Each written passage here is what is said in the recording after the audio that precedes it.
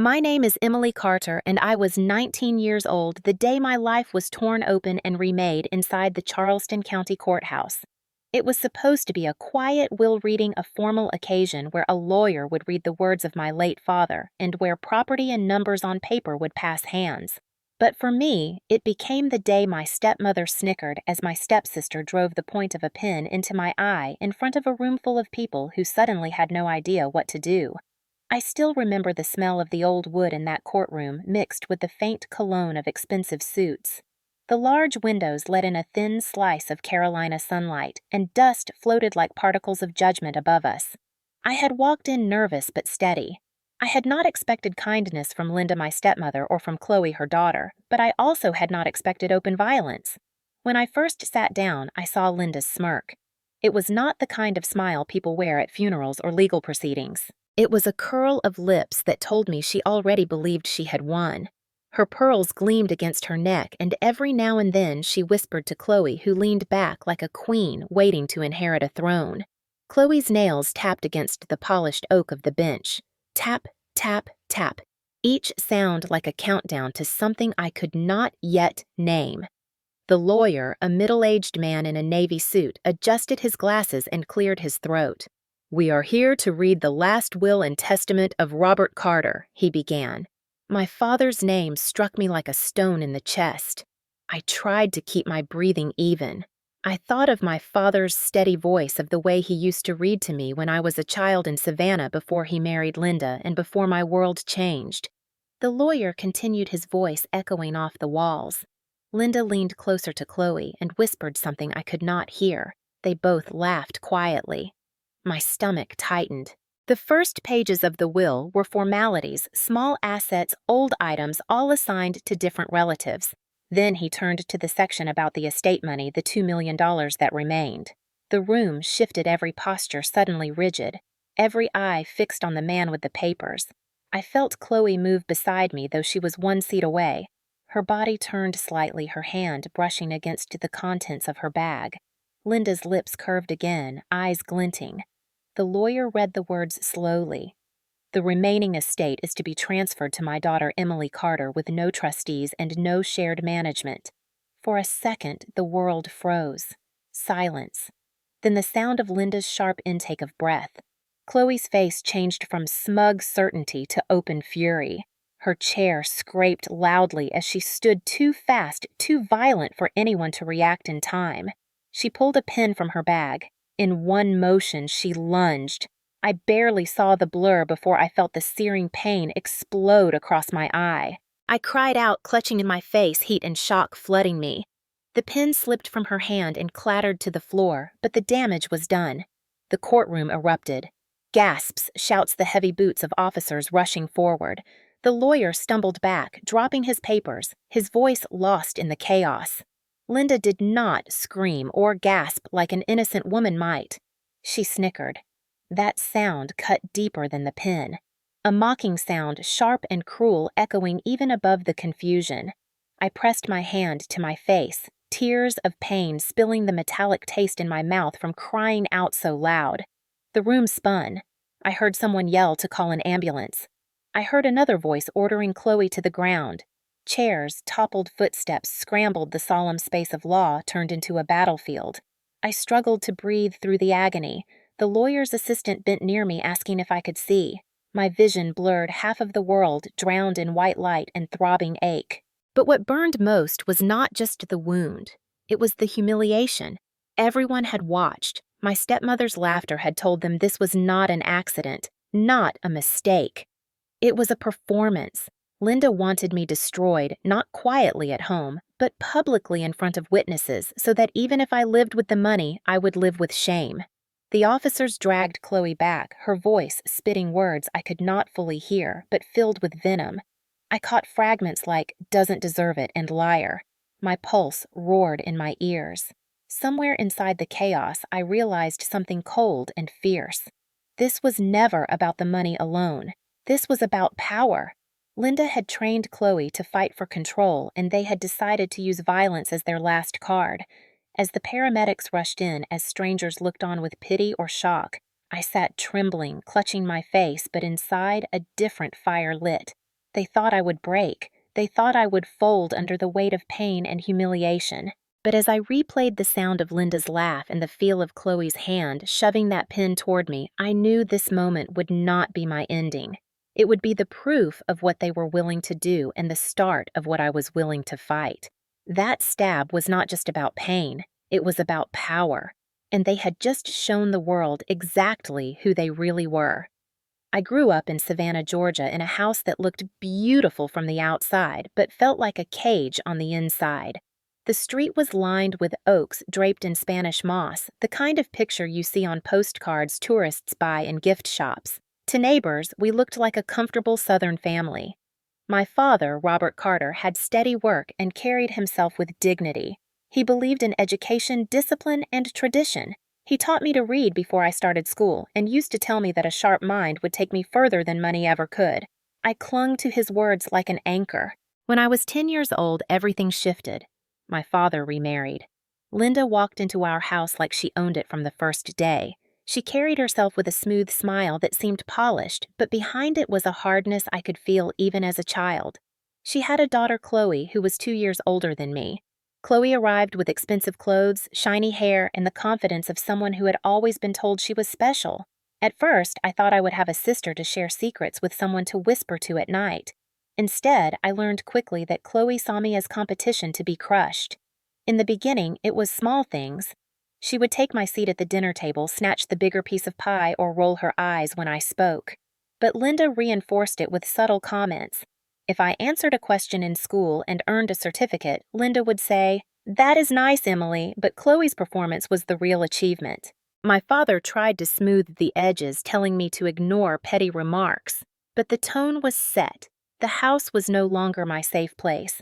It was a stage where Chloe shone, and I was told to stay in the shadows. By middle school, the cruelty grew sharper. Chloe and her friends would whisper about me in the hallway, calling me plain acting, as if I smelled bad laughing when I carried books too heavy for my arms. Once in 7th grade, Chloe shoved me against the lockers hard enough that my shoulder bruised. I went home in tears, but when I tried to explain, Linda interrupted before my father could respond. She said, "Girls will be girls. Emily is dramatic." My father's face tightened, but he stayed silent. That silence began to break something inside me.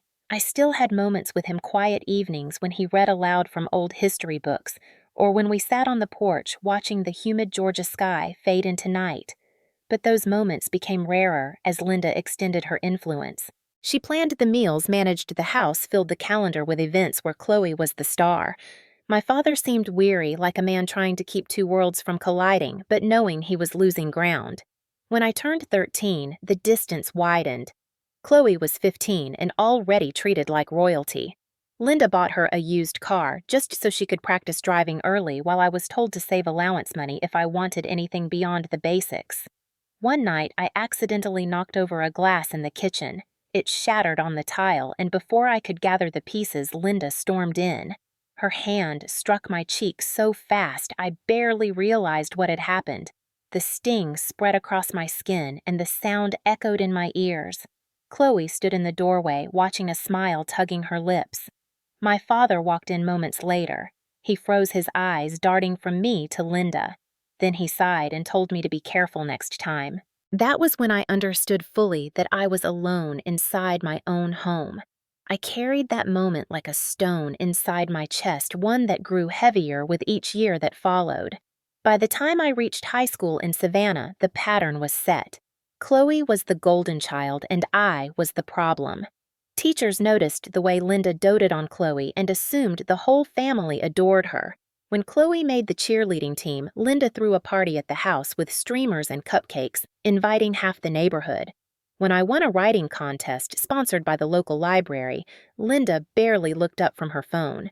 She muttered that stories did not pay bills and reminded me that I would have to work twice as hard to be worth half as much. My father attended the award ceremony but sat in the back row with a distracted look. He shook my hand after, but his eyes flicked toward Linda as if checking for approval. That cut deeper than any words. Chloe excelled at drawing attention. She wore designer jackets, showed up at school in her shiny car, and flaunted the new phone Linda gave her. I walked or caught rides with friends. At lunch, Chloe and her friends sometimes passed my table and dropped comments like charity case or plain Jane. I tried to ignore them, but their laughter echoed in my ears long after the cafeteria quieted. Once during sophomore year, Chloe cornered me near the stairwell with two of her friends. She shoved my backpack so hard it spilled open papers fluttering down the steps. She leaned close and whispered, "You don't belong here. Everyone knows it." I gathered my papers with shaking hands. When I told Linda that night, she arched an eyebrow and said, "If you provoke Chloe, you have to expect consequences." My father sat at the table silent, his fork tapping against his plate, his jaw tight.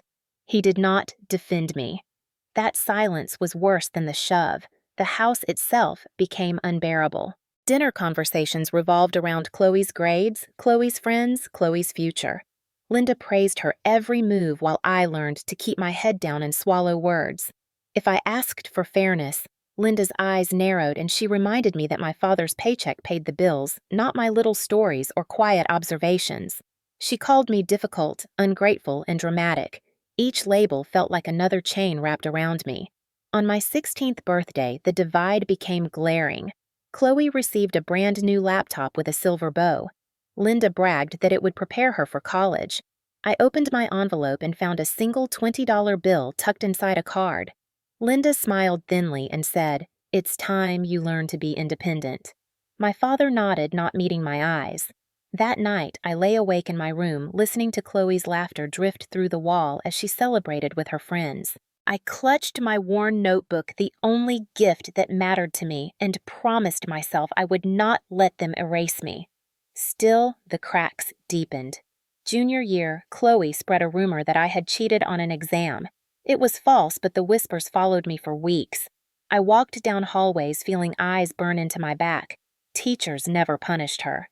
She smiled too sweetly, and Linda made phone calls when needed. I endured detention even though I had not done anything. My father told me to keep my head down and finish school quietly. Quiet became my survival. I started writing late at night, pouring feelings into pages no one would see. The words became my refuge, the place where I still had control. Yet every time I heard Linda's voice dismiss me or Chloe's laughter mock me, I felt the walls of that house closing in tighter. The world saw charm and elegance when they looked at Linda and Chloe. I saw rot beneath the polish. And I knew that sooner or later the weight of their cruelty would crush me if I did not find a way to fight back. When I turned 18, the fragile balance inside that Savannah house collapsed completely. For years, I had endured Linda's sharp comments and Chloe's petty cruelties, but on my birthday, their disdain transformed into something final. I woke that morning hoping for at least a kind word from my father, a reminder that he still saw me as his daughter. Instead, Linda announced that we would have a family meeting after dinner. Her tone was crisp, like she was scheduling a business appointment. The hours crawled by until the evening arrived. We sat in the living room under the glow of the chandelier. Chloe lounged on the couch, twirling her car keys, her smirk daring me to hope. My father sat stiffly in his chair, eyes fixed on the envelope in his hands. Linda stood tall, pearls gleaming, and her smile spread wide with false sweetness. "Emily," she began, "it is time you learn responsibility." My father cleared his throat and handed me the envelope. I opened it with trembling fingers, expecting maybe a small check to start my adult life, a sign of support. Inside, there was nothing but a single folded piece of paper with the words, "You are on your own now," written in Linda's handwriting. Chloe burst out laughing. "My father did not. He only said, 'We have provided for you long enough. It is time you make your own way.'" The air left my lungs. My backpack sat by the door with only a few changes of clothes.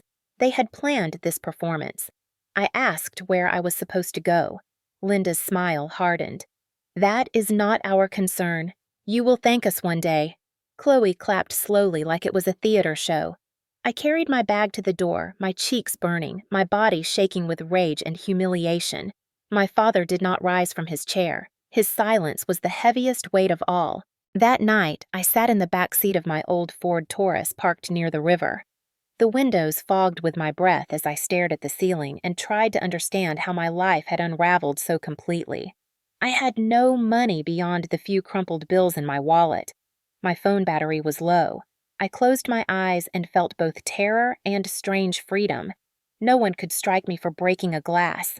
No one could laugh when I asked for fairness. But I was also alone in a world that did not care if I vanished. Over the following weeks, I pieced together survival. I picked up shifts at a diner on the Savannah riverfront, scrubbing tables and carrying trays until my feet ached. I studied when I could, determined to keep some path toward college alive. At night, I drove my Taurus to quiet parking lots and curled up in the back seat with a blanket. Some nights, the loneliness threatened to drown me. Other nights, I clung to my father's old words about sharp minds carrying you further than money. The betrayal from Linda and Chloe replayed in my mind like a cruel film. Chloe's laughter as I stood with my bag, Linda's polished smile, my father's silence. Each memory fed a fire inside me, small but steady. I told myself I would not vanish. I would not give them the satisfaction of seeing me fail. But the scars of that birthday never faded. Being cast out by my own family branded me in ways I did not yet understand. It taught me that blood ties could cut deeper than any stranger's knife, and that survival sometimes meant swallowing pride until the day you could stand tall again. That day felt impossibly far away, but as I drove through the humid Georgia nights, I whispered to myself that I would endure. I would outlast their cruelty. Life after leaving that house was not easy, but I forced myself to keep moving. My old Ford Taurus became my shelter, and the Savannah riverfront became the place where I earned just enough to eat. The diner smelled of fried shrimp and coffee, and my uniform was always damp with grease by the end of a shift. I carried trays heavier than my own strength and smiled at customers who barely noticed me. Yet the work kept me alive. Each night when I tucked my small tips into a jar, I reminded myself that independence, no matter how painful, was better than submission to Linda and Chloe. Still, survival did not erase humiliation. Word spread quickly through Savannah's close circles. Linda made sure of that. She told neighbors that I had chosen to leave because I could not follow rules. She painted me as reckless, difficult, unstable. I knew her voice well enough to imagine the sweet tone she used, the kind that made lies sound like compassion. Chloe amplified the story at school and online. She posted pictures of herself smiling beside her car with captions like, "Hard work pays off," even though everyone knew Linda had handed her everything. When people asked where I was, she smirked and said I had dropped out, that I was working some dead-end job. The rumor spread like spilled ink. My phone buzzed with fewer and fewer messages until even friends I had once trusted grew silent. At the diner, I sometimes overheard whispers from customers who recognized me. "Is that the Carter girl?" Such a shame. Their pity felt heavier than their judgment. One Saturday afternoon, Chloe walked in with two friends. They slid into a booth near the window, ordering milkshakes in voices loud enough for me to hear. I tried to focus on another table, but I could feel her eyes on me. When I set down their drinks, she leaned forward, careful not to spill Emily. "You always were clumsy." Her friends giggled. I clenched my jaw and walked away. My hands trembled so hard the tray rattled. For the next half hour, they stayed making comments just loud enough to slice me. I swallowed every word, telling myself to endure. But as they were leaving, Chloe paused at the counter. She held her cup with the last inch of hot coffee inside. She locked eyes with me, and before I could step back, she tilted the cup and let the liquid splash across my uniform. The burn seared into my arm, and I gasped, jerking away. The diner fell silent. A woman at a nearby table gasped in horror. Chloe's laugh rang out sharp and cruel. "Oops," she said, her tone fake sweet. My manager rushed over, grabbing napkins, asking if I was all right. The skin on my arm reddened, stinging with each breath. Chloe and her friends walked out as if nothing had happened. The humiliation was worse than the pain. Customers stared at me with a mixture of sympathy and discomfort. I wanted to scream to tell them this was not clumsiness, this was cruelty. Instead, I muttered that I was fine and fled to the bathroom, locking the door. In the cracked mirror, I saw my own reflection eyes, rimmed red hair, damp with sweat, uniform stained. I pressed cool water to my arm and bit my lip to keep from sobbing. For years, I had endured slaps, shoves, and cruel words behind closed doors. Now Chloe had brought it into the open. She wanted witnesses. She wanted the world to see me broken. That night I sat in my car, staring at the river, the sting on my arm throbbing like a reminder. My chest felt hollow. I had believed that once I left that house I would be free, but their reach extended beyond walls. They wanted to crush me in public, to smear my name until I had nothing left. In that moment, I realized this was no longer simple cruelty. It was a campaign, a deliberate attempt to erase me. The night after the coffee incident, I sat in my car with the windows cracked open, listening to the buzz of insects rising from the Savannah River. My arm still burned beneath the thin layer of ointment the diner manager had given me. I stared at the ceiling of the Taurus and felt a heaviness in my chest that no tears could release. I thought leaving that house had freed me, but Chloe's smirk in the diner showed me that they would never stop. Linda had the power to twist words into daggers, and Chloe had no hesitation to turn everyday objects into weapons. Their cruelty was not confined to the walls of our home. It followed me into public, into the places where I struggled to build a fragile life. A week later, another humiliation arrived. I overheard two regular customers whispering near the pie case. Linda says Emily dropped out. Such a shame. She had potential. Their words floated in the air, heavy and sticky. I felt my throat tighten as I carried a tray to another table. It was clear that Linda and Chloe wanted to stain my name until no one believed in me. My father's silence gave them room to spread their poison without challenge. Each rumor that echoed through Savannah was another nail in the coffin of the girl I had once been. The final straw came late one evening near the end of my shift. I was wiping tables when the bell above the door jingled. Chloe walked in alone, her steps deliberate, her expression a mask of false innocence. She slid onto a stool at the counter and waited until I was close enough to hear her whisper, "You think you can survive without us? You think you can outlast me?" Her eyes glittered with cold amusement. I gripped the rag in my hand and tried to ignore her. She leaned closer. "Everyone knows you're nothing. I'll make sure of it." Then she pushed her empty cup toward me. I picked it up, trying to keep my hands steady. When I turned back, she was already halfway to the door.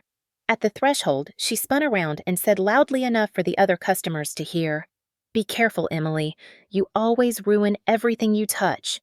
The laugh that followed was sharp, slicing through the room. Something inside me snapped. I stood frozen, the rag limp in my hand, while my chest burned with fury and humiliation. I had endured years of whispers, slaps, and sneers, but the sting on my arm, the heat of her laughter in the diner, and the smug tilt of Linda's smile in my memories collided into one realization. They were not going to stop. They wanted me destroyed. That night, when I drove away from the riverfront, I did not go home to the dark parking lot where I usually slept. I pulled over near the marsh, rolled down the windows, and let the thick Georgia air fill the car. My body shook with anger. My fists clenched on the steering wheel until my knuckles ached. For the first time, I allowed myself to say it out loud. They want war. My voice sounded foreign in the stillness. I thought of my father's old lessons of his voice reading stories about battles where the underestimated rose to claim victory. He was gone, but his words remained. I whispered them again and again until the fury steadied into a strange calm.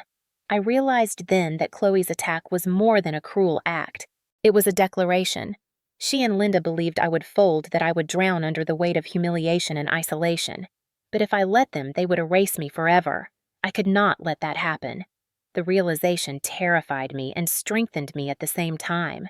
My life had hit its breaking point. Either I gave in and vanished, or I began preparing for a fight that would define everything. I sat there until dawn streaked the marsh sky with pink and gold. The world outside looked the same, but something inside me had shifted. I was no longer just surviving. I was planning. The morning after that long night by the marsh, I dragged myself into another shift at the diner. My eyes felt raw, my body heavy, and the faint blister on my arm stung every time I lifted a tray. I thought I would spend another day simply enduring. Instead, it became the day a door opened, one I never expected. Around noon, a man in a gray suit entered and sat at the counter. He looked older, maybe mid-50s, with calm eyes and a leather folder tucked under his arm. There was a steadiness about him, like someone who had seen storms and survived them. I set a menu in front of him and asked what he wanted to drink. He looked up at me in a way that made me pause. His gaze was not pitying like the customers who whispered about me. It was intent measured. "Emily Carter?" he asked softly. I froze my hand, gripping the edge of the counter. "Yes," I said slowly. He nodded. "I am Daniel Whitaker. I knew your father." The name stirred something in my memory. I had heard it years ago when I was still a child. My father had once mentioned a friend from Atlanta who had helped him with business contracts. I blinked, unsure. "Why are you here?" Daniel folded his hands. "I read in the paper about an incident at the courthouse." My breath caught. News had spread that far. My humiliation was public now, inked in print for strangers to dissect. I lowered my voice. "You mean the will reading?" He inclined his head. "I also heard about what happened to you there. I wanted to see if you were safe." The words were simple, but no one had asked me that in years. Not Linda, not Chloe, not even my father before he passed. I felt a lump rise in my throat. I busied myself with pouring him coffee to keep from breaking. When I set the cup down, he reached into his folder and pulled out a stack of documents. He slid them toward me. "Your father left instructions," he said. "You were meant to inherit more than you realize. About $2 million in assets, but I have reason to believe Linda and her daughter have tried to interfere." My pulse thundered. 2 million! My voice cracked. "That cannot be right. They told me." He held up a hand. "I have seen the papers, Emily. Your father trusted me with copies before he died." He was worried. He suspected Linda might try to manipulate the estate. He asked me to watch from a distance. I sank onto the stool across from him, the weight of his words pressing against my chest. All those years of feeling discarded, all those nights in the Taurus, and here was proof that my father had not forgotten me completely. "Why did you not come sooner?" I whispered. His eyes softened. "Linda barred me from the house after the funeral. I did not want to make things worse for you. But when I heard what Chloe did at the courthouse, I knew I could not stay away any longer." My hands trembled as I touched the folder. Inside were signatures, accounts letters. My father's handwriting leapt off the page, steady but faintly shaky in his last years. Tears blurred my vision. For the first time in years, I felt seen, anchored, protected. I carried the folder with me after my shift ended, clutching it to my chest as if it were armor. Daniel waited by the door and offered to walk me to my car. The late afternoon sun cast long shadows over the parking lot, and for once I did not feel entirely alone. When we reached the Taurus, he leaned against the hood and spoke in a steady voice. "Emily, I know you have been through more than most people could bear, but you need to understand that this fight is not over. Linda and Chloe will not stop. They believe they are entitled to everything your father built." His words struck deep because I already knew them to be true. I opened the folder again, flipping through pages that proved Linda had attempted to forge documents. There were discrepancies in signatures timelines that did not match, and even a letter from my father explicitly stating his wish that I inherit directly. I looked up at Daniel, fear and anger colliding inside me. "They will try to destroy me. They already are." He nodded. "Yes, but you do not have to face them alone. I was your father's lawyer for years. I know how Linda operates, and I can help you protect what is rightfully yours." My throat tightened. No one had ever stood beside me in this way. Not my teachers, not my friends, not even my father when he was alive. I had been trained to believe I was powerless, but here was someone telling me I had options. Still doubt whispered, "What if they convince everyone I am unstable?" My voice shook. They already spread those lies. People believe them. Daniel's eyes sharpened. Truth has weight when it is documented. Lies fade when tested. We have evidence. What you need is resilience. His words stirred something inside me, the ember of determination that had flickered since the night Chloe poured coffee on me. I felt it glow brighter. I asked him why he cared so much after all these years. He hesitated, then said, "Because your father was my friend, and because I watched a little girl pushed into shadows she did not deserve. I cannot undo the past, but I can help shape what comes next." Silence hung between us, heavy but not hopeless. The sound of cicadas filled the air. I closed the folder gently and met his eyes. "Then teach me. Show me how to fight them without becoming like them. A slow nod formed into the faintest smile. That is exactly what your father would have wanted. That night, I parked my Taurus behind the diner and read through every page until my eyes ached. Each document felt like a message from my father. Each clause a reminder that he had not abandoned me completely. For the first time in years, I slept without waking in panic. When dawn broke over Savannah, the world looked sharper, the air clearer. I still carried scars, but I also carried proof. And proof meant power.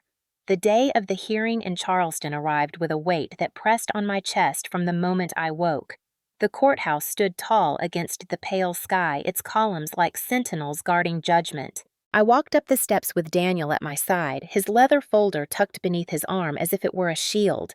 My palms were slick with sweat, my breath uneven, but inside me pulsed a steady rhythm. This was the moment I had been moving toward since the night Chloe threw me out of our house. As we entered the courtroom, the air felt heavy thick with anticipation. Linda and Chloe were already seated with their attorney, a polished man from Atlanta, whose tie gleamed red against his crisp white shirt. Linda wore a navy dress with pearls at her throat, her hair styled perfectly as if this were another social event.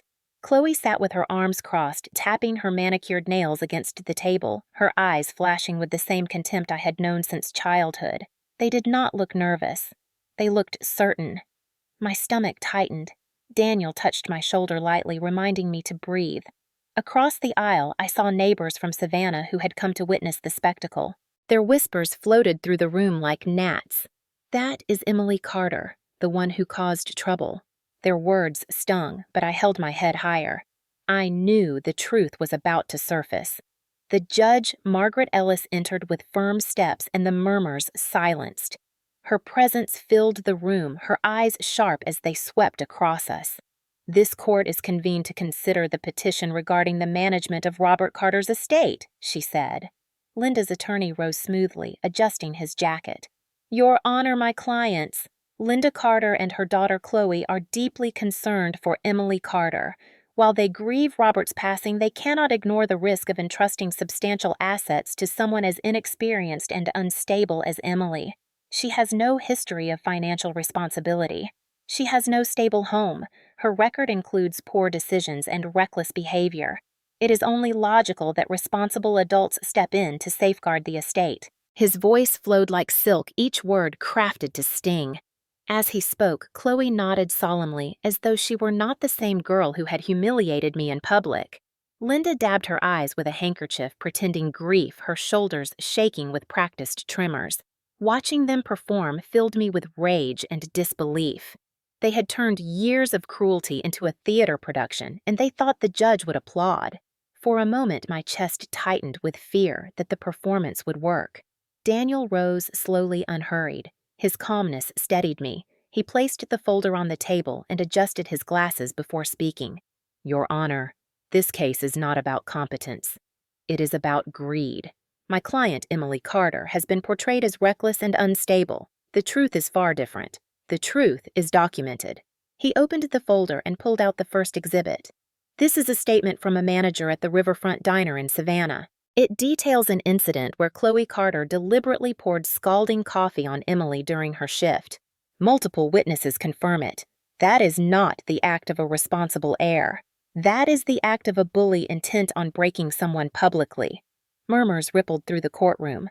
Chloe's face reddened, her eyes narrowing. She shifted in her seat, gripping the arm of her chair. Daniel continued. Here are text messages from Linda Carter to Emily, messages laced with manipulation and threats. They reveal intent to control and isolate her. And here he pulled another document, our bank records, showing an attempt to access estate funds using a forged signature. The handwriting expert confirms the signature was not Robert Carter's. Judge Ellis leaned forward, her expression sharpening. Forged documents. Daniel nodded. Yes, Your Honor. The attempt was blocked, but the intent is clear. This was not about protecting Emily. It was about taking what was never theirs. Linda's mask slipped. Her hand trembled as she adjusted her pearls, her eyes darting around the room. Chloe muttered something under her breath, her chair scraping as she shifted angrily. The attorney tried to interject, claiming the evidence was circumstantial, but Daniel pressed on. He produced a letter in my father's handwriting. The edges were worn, the ink slightly faded, but the words were clear. I wish for my daughter Emily Carter to inherit directly. She has endured hardships, but she has shown resilience and intelligence. No trustee, no shared control. My throat tightened as I stared at my father's words. The courtroom was silent except for Daniel's steady voice. He looked up at the judge. Your Honor, my client is not unstable. She is a survivor of years of mistreatment. She is not reckless. She is the only one who respected Robert Carter's wishes. The petition before you is not an act of concern. It is an act of greed disguised as guardianship. The silence that followed felt endless. I glanced at the spectators and saw shifting expressions. Some who had whispered about me looked uneasy now, as though they finally saw another side of the story. Chloe slammed her hand on the table, suddenly the crack echoing. She does not deserve it, she hissed. The bailiff stepped forward, warning her to control herself. Judge Ellis's eyes hardened. This court will not tolerate outbursts. Chloe sat back, seething. Linda's lips pressed into a thin line, her carefully constructed facade crumbling. For the first time since my father died, I felt the scales tipping in my favor. Yet the tension remained suffocating. The judge had not spoken her verdict. Everything hung in the balance. My hands trembled, but not from fear alone. It was anticipation. The truth was no longer hidden. The battle lines were drawn. The weight of the courtroom pressed down as if every breath might tilt the outcome. Judge Ellis sat silently for a moment, her pen poised above her notes. The quiet stretched so long that I could hear the hum of the overhead lights and the faint shuffle of shoes from the spectators. My pulse hammered in my ears. Linda's attorney finally cleared his throat, eager to regain control. Your Honor, these so-called exhibits are nothing more than a collection of misunderstandings. Chloe is a young woman. Emotions run high in families, especially during grief. And as for the handwriting claim, we contend it is inconclusive. Emily Carter is inexperienced, vulnerable, and surely incapable of managing assets of this scale. My clients simply wish to protect her from herself. His words dripped with practiced sympathy, but the judge's expression remained unmoved. Daniel rose again, unshaken. Your Honor, if I may, there is one more document to present. He pulled out a leather-bound notebook, the edges frayed with use. My breath caught because I recognized it instantly. My father's journal. Daniel opened it carefully, his voice calm, but carrying across the room. This notebook was entrusted to me directly by Robert Carter before his passing. In it, he detailed his concerns. If Linda or Chloe attempt to seize control of Emily's inheritance, he wrote, it will be proof enough of why I chose her. She has endured their cruelty, risen above neglect, and proven stronger than they will ever understand. A hush fell so deep I could hear my own heartbeat. Daniel read the passage again, his voice steady as stone. My estate is hers alone, not to be shared with those who cast her out. The words hung in the air like a verdict before the verdict. My chest ached, not from fear this time, but from the weight of my father's unseen hand finally steadying me. For years, I had doubted whether he had noticed the cruelty, whether his silence meant indifference, and here was proof that he had seen that he had chosen. Linda's face paled, her hand frozen midway to her pearls. Chloe's jaw clenched tight. Her eyes flashing with panic, she tried to mask as rage. The room seemed to tilt. For once, it was not me under scrutiny, but them. Judge Ellis leaned forward, her gaze sharp. Do you have anything further to add? She asked Linda's attorney. He fumbled, his confidence wavering. Your Honor, surely this court must consider the practical implications. Judge Ellis raised a hand. Enough. She glanced at the exhibits spread before her, the testimony etched in ink, the pattern of manipulation laid bare. Then she turned her eyes to me. Emily Carter, do you wish to say anything before I render my decision? My throat tightened, but I forced myself to stand. My legs trembled, but I lifted my chin, letting the entire room see me. Your Honor, I was cast out of my home on my 18th birthday. I was told I was nothing. Since then, I have lived alone, worked for every dollar, endured humiliation and pain. My stepmother and stepsister have not protected me. They have tried to erase me. My father trusted me, not them. That is all I ask, that his wishes be honored." My voice cracked at the end, but I held her gaze. The silence that followed was thick with tension. Judge Ellis finally spoke her words, crisp and final. "The petition is denied. The estate remains solely in Emily Carter's control. Furthermore, this court warns the petitioners against any further attempts to undermine the explicit wishes of the deceased. This matter is closed." The gavel struck. The sound reverberated like thunder, like chains breaking. My knees nearly gave out with relief. Across the aisle, Linda slumped in her seat, her face drained of color. Chloe shot up her chair, screeching against the floor, her heels pounding as she stormed out. Gasps and murmurs rippled through the spectators. For me, the noise blurred into nothing. I felt the air rush back into my lungs, the weight of years lifting, if only slightly. As I walked out of that courtroom beside Daniel, sunlight spilled across the marble steps. Reporters lingered, voices calling questions, but I barely heard them. Inside me, a single truth burned bright. The battle was not finished. Their anger would not fade. But for the first time, I had won a round, not by luck, not by hiding, but by standing tall. The power they tried to strip from me now pulsed in my veins. They had shown the world their cruelty, and the world had finally believed me. The ruling should have felt like freedom, yet the days that followed reminded me that winning in court was only the beginning. I returned to Savannah with Daniel's words echoing in my ears, "They will not stop." He was right. If anything, the loss fueled Linda and Chloe's fury. It began with whispers in places I could not escape.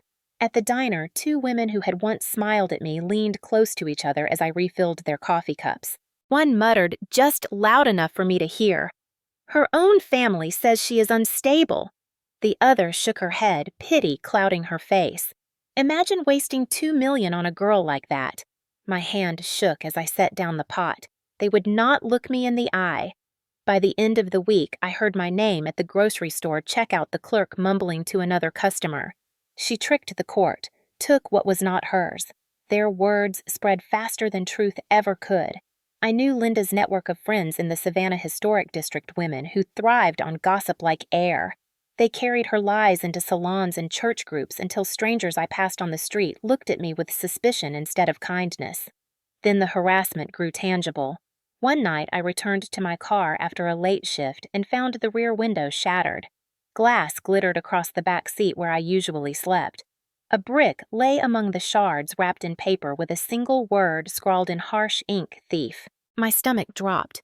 I called the police, my voice shaking, and an officer came to take a report. He glanced at the note side and said, "Could be kids messing around."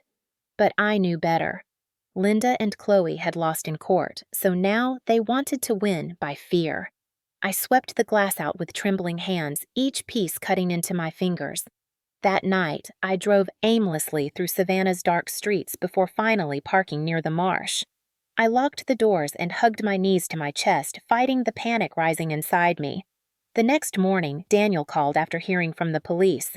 "Emily, you need to start documenting everything he said firmly. Keep records, photos, recordings if you can. If they escalate, we will use it." His confidence steadied me, but fear still gnawed.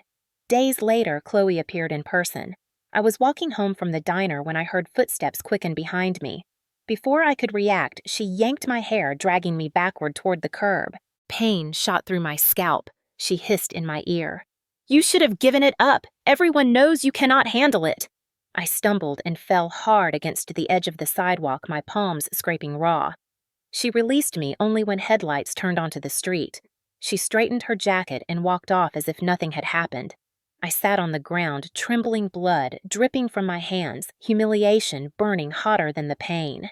When I told Daniel, he insisted we file another report. He warned me that people like Linda and Chloe push until they break you or until they are forced to stop.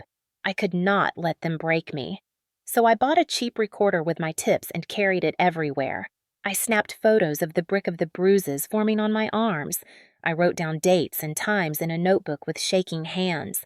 Each entry felt like reclaiming a piece of power, yet the fear remained. Every shadow felt dangerous. every knock on my door made my chest seize. I learned to live on edge, adrenaline my constant companion. Still beneath the fear, another emotion simmered, resolve. They wanted me to vanish, to drown in shame and silence. But I would not. Their cruelty had followed me into the light, and if the world needed proof, I would give it to them. The weeks after Chloe pulled me down onto the curb blurred into a haze of fear and anger. My hands healed, but the memory of her voice in my ear replayed every night when I tried to sleep. Daniel kept urging me to stay steady, to think ahead, to let evidence do the talking. "They are digging their own graves," he said. "Your job is to survive long enough for the truth to bury them." His words made sense, but surviving felt harder every day. Linda doubled her efforts in Savannah's social circles. I overheard that she told women at her church I was addicted to pills, that I could not keep a job, that the judge had been misled by slick lawyers. Those lies found their way back to me through whispers at the diner, through pitying glances at the grocery store, through silence from people who once called me friend. Chloe thrived on physical intimidation. Twice, I caught her waiting outside the diner in her car, revving the engine as I walked to my Taurus. Once, she shouted from the window, "You are nothing without us," before speeding away, her laughter trailing in the night air. I learned to keep my recorder in my pocket, thumb hovering over the button whenever I saw her face. But sometimes the cruelty came when I least expected it. One afternoon, I returned to my small rented room above the diner and found the door slightly ajar. My stomach dropped. Inside, nothing was stolen, but my belongings had been rifled through. My clothes tossed, my notebooks opened, pages torn. On the mirror, someone had scrawled in lipstick, "Liar." I collapsed onto the bed, my body shaking. I called Daniel immediately. He arrived that evening, his expression grim as he surveyed the mess. "This is intimidation," he said. "Classic. They want you rattled." He urged me to file another report. The officer who arrived looked skeptical but wrote it down. I snapped photos anyway, every detail, every smear of lipstick. That night, as I lay in bed staring at the violated mirror, I made myself a promise: no more silence. If they wanted war, I would not hide from it. I began collecting everything: texts, voicemails, photos of bruises. Each piece I stored carefully labeled with dates and times. My notebook of suffering transformed into a ledger of accountability. Still, fear stalked me daily. One night I woke to a crash and found my window cracked from a thrown rock. Another time I discovered slashed tires on my Taurus, forcing me to scrape together money for replacements.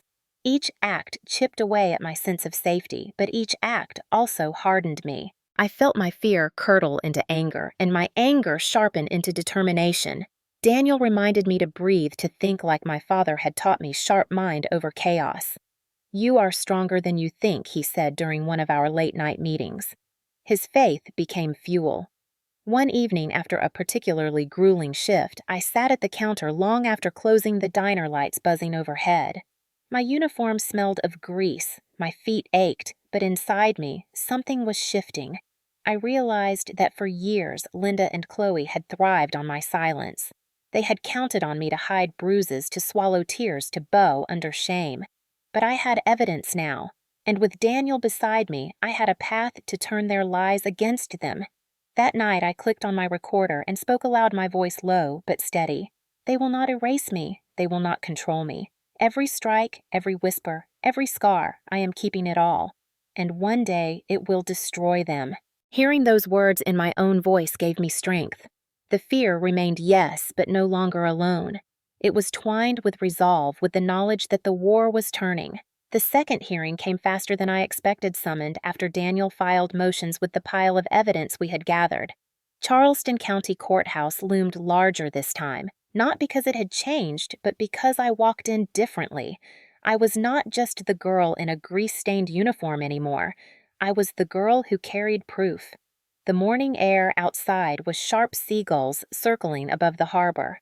Inside, the courtroom buzzed with anticipation.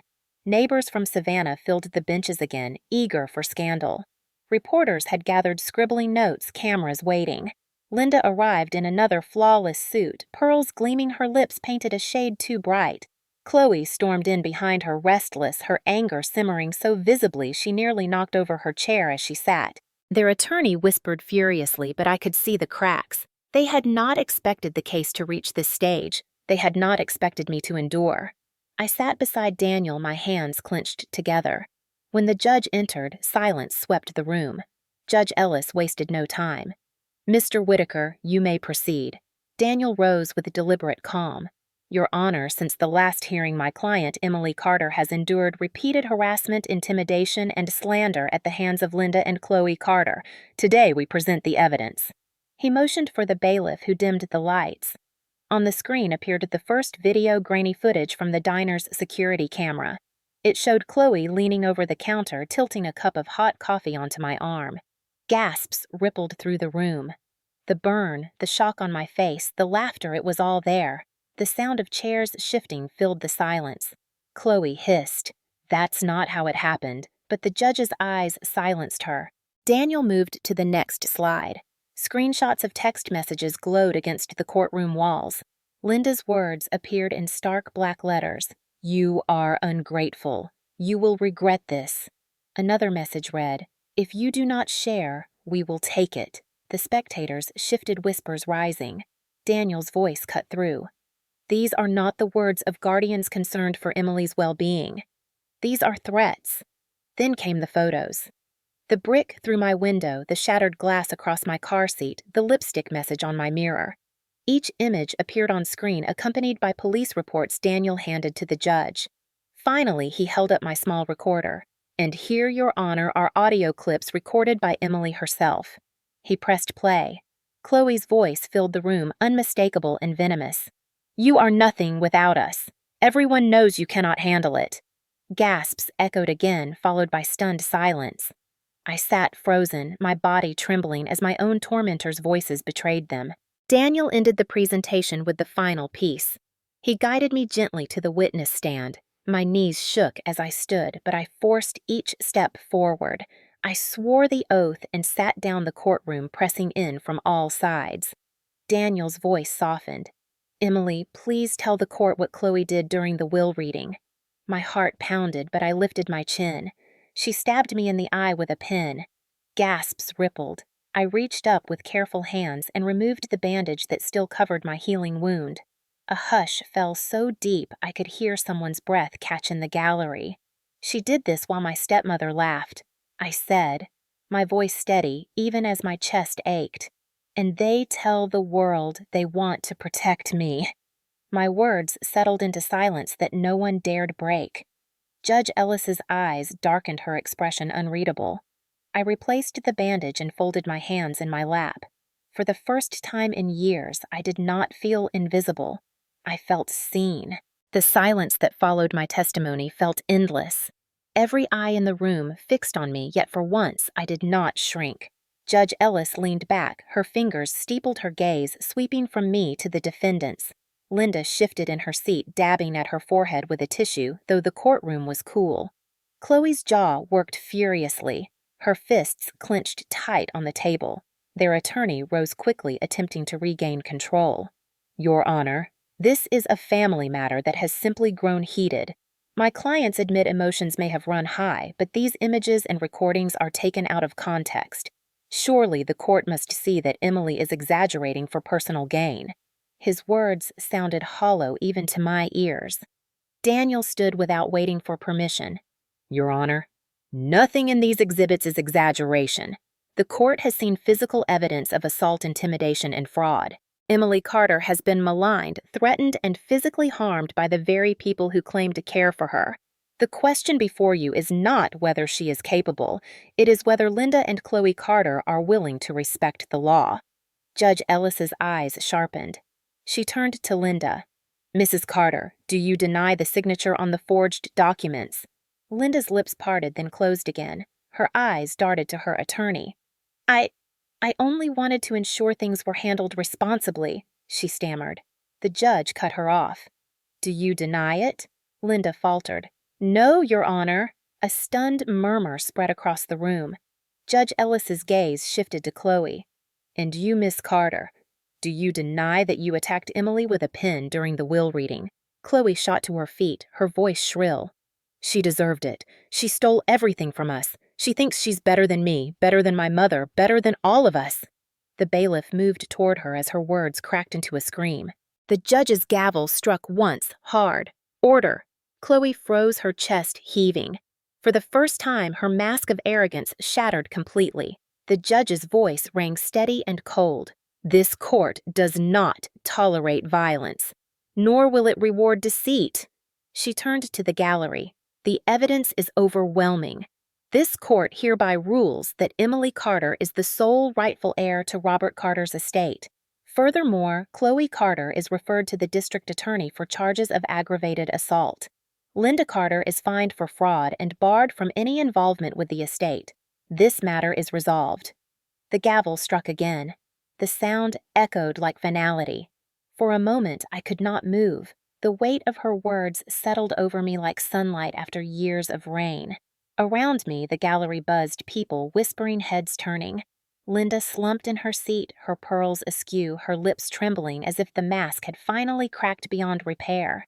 Chloe sat pale and silent, fury burning in her eyes, but fear threading through it now. Reporters rushed to the doors, scribbling furiously. Daniel touched my arm lightly, his voice calm but steady. "It is done." I nodded, though my throat ached too much to speak. Walking out of that courthouse, the air felt different. Brighter, lighter, almost sharp with clarity. For years, I had been silenced, dismissed, erased. Now their cruelty had been dragged into the light for all to see. The battle had left me scarred, but it had also proven something they never believed that I could stand. As the cameras clicked and voices called my name, I thought of my father's notebook, his steady hand writing those words. "She has proven stronger than they will ever understand." For the first time, I believed him. The courtroom battle ended with the strike of a gavel, but the collapse of Linda and Chloe unfolded slowly like a house rotting from the inside until the beams gave way. In Savannah, appearances were everything, and their polished facades could not withstand the weight of public disgrace. Word spread quickly through the historic district. The same women who once admired Linda's pearls and perfect hair now whispered about fraud and forged documents. At luncheons, where she had once presided like a queen, conversations quieted when she entered. Smiles turned brittle, then faded altogether. Within weeks, she was quietly dropped from committees she had bragged about for years. The country club, once her stage for gossip and influence, stopped inviting her to events. Even the church pews she once filled with her loud voice grew cold as parishioners shifted away.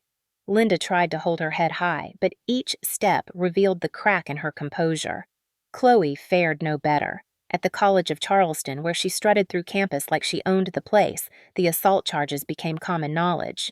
Professors treated her with wary distance. Friends stopped answering her texts. The same classmates who once flocked to her parties now crossed the street to avoid her. Whispers followed her down hallways. "That's the girl who attacked her sister in court." Soon, she stopped showing up altogether. By the end of the semester, her name was quietly removed from the enrollment list. Back in Savannah, Linda and Chloe were forced into each other's company more than ever.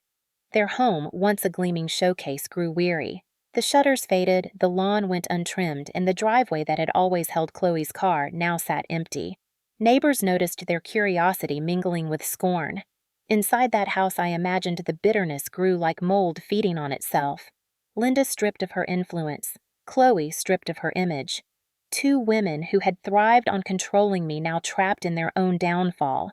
Meanwhile, my world expanded. With Daniel's guidance, I secured my father's estate, not in lavish spending, but in careful steps. I bought a modest home in Mount Pleasant, just across the bridge from Charleston. The air smelled of salt, and the porch looked out toward the water. Each time I turned the key in the door, I felt a rush of freedom. No one could throw me out. No one could write me off. I filled the rooms slowly, piece by piece, not with showy purchases, but with things that felt truly mine. For the first time, silence in a house meant peace, not fear. The contrast between my new life and theirs could not have been sharper. Where Linda once prided herself on control, she now faced whispers and exclusion. Where Chloe once laughed with friends at my expense, she now sat alone, her arrogance exposed as fragility. Their fall was not quick or dramatic. It was worse. It was slow, humiliating, and public. Each loss chipped away at their identities until all that remained was bitterness. Sometimes I drove past their house in Savannah. The porch light still glowed, but the yard looked unkempt, the windows dark. I would pause across the street, memories flooding the night they shoved me out. Chloe's smirk, Linda's polished cruelty. Once those memories pierced like knives. Now they stirred only clarity. They had not destroyed me. They had forged me. The true revenge was not in the money sitting in my accounts, nor even in the judge's ruling. It was in the freedom of driving away without their weight on my shoulders. It was in knowing their collapse was of their own making, a slow unraveling that mirrored the years they spent trying to unravel me. And it was in breathing freely finally in a home where no one could laugh while I suffered. In the weeks after the final ruling, I found myself adjusting to a new rhythm of life.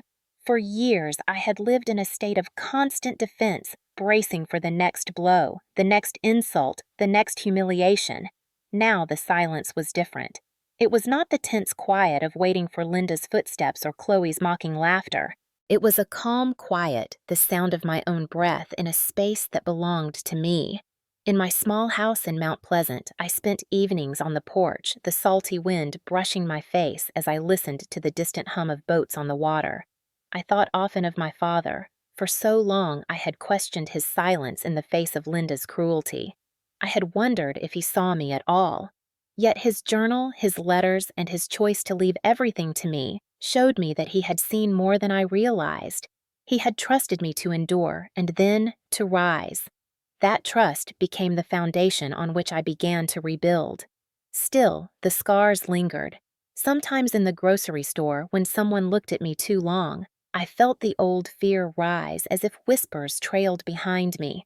Sometimes at night, I woke with the memory of Chloe's hand yanking my hair or Linda's smirk as she scribbled me out of their lives. But instead of collapsing under those memories, I began to transform them into reminders of what I had overcome. Pain had once been the chain that held me. Now it became the proof of survival. People in Savannah began to shift slowly, cautiously. Some who once whispered against me now approached with hesitant words. I did not know they murmured. "I am sorry." I nodded but never gave more than a polite smile. Their apologies did not erase the years of silence, the years when they chose gossip over truth.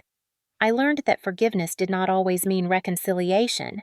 It meant choosing peace for myself rather than carrying their weight. My revenge was not in humiliating Linda and Chloe. It was in living without them. It was in buying a home that no one could take. It was in building a life where my worth was not debated at dinner tables or whispered in grocery lines. And it was in learning to believe, truly believe, that I was not the weak one. One evening, I drove back to Savannah not to visit anyone but to close a chapter for myself. I parked across from the house that had once felt like a prison. The porch light glowed faintly, but the yard was overgrown, the shutters faded. For a long time, I sat behind the wheel, staring at the place where I had been pushed out with nothing but a backpack and a cruel smile sent after me. I thought of the night I slept in my Taurus by the river, of the burn on my arm from Chloe's coffee, of the sting in my scalp when she yanked my hair. Each memory rose like smoke, but instead of choking me, it cleared. I rolled down the window and let the humid Georgia night sweep in. I whispered softly, "You did not break me." Then I turned the key and drove away. The real victory was not in the money, though I had it. It was not in the courtroom win, though that mattered. The real victory was in that drive, in the freedom of choosing not to look back again. From that night on, I stopped measuring myself against their cruelty. I began measuring myself against the horizon, against the possibilities of who I could become. My father's voice stayed with me, his words from that journal etched deeper than scars. "She has proven stronger than they will ever understand." I believed it now, and I carried it with me as I rebuilt. Some nights, sitting on my porch in Mount Pleasant with the ocean breeze lifting my hair, I would think about all the others out there who carried scars like mine. Scars hidden behind polite smiles and whispered lies. To them, I would say, this silence only protects the ones who hurt you. Evidence, truth, and courage will destroy their power. Do not shrink. Stand tall. They can only steal from you if you hand yourself to them. I lived to prove that, and I will keep living not as their victim but as my own person. My story was never about the money. It was about freedom. Now I finally have it, and I will never give it back. If you have ever seen greed or cruelty rip a family apart, if you have ever carried scars from people who should have loved you, then you know what it feels like to fight for breath. What would you have done if you were me sitting in that courtroom with everyone watching? Would you have stood? I want to know. Tell me in the comments.